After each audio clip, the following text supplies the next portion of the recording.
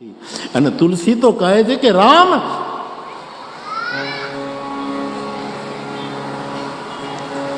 વેદનો પણ પ્રાણ છે.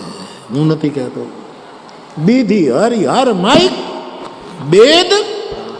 હું કાલે જ તમે યાત્રામાં હતા જયદેવને કહેતો હતો, મેં કીધું રામ એટલે શું? ઘણા કહે નિરાકારીય રામ. ઘણા અમારી સામે ચર્ચા કરવા કે રામ આ કઈ તમે જે ધનુષ બાણની વાત કરો છો ના રામને, એ તો ઐતિહાસિક રામ છે. રામ એટલે તો નિરાકાર. મેં મનમાં કહું કે નિરાકાર નહીં તમે રામ સ્વીકાર્યા, એ મારા માટે આનંદની વાત છે. મારે ક્યાં જીદ કરવી તમારી સાથે?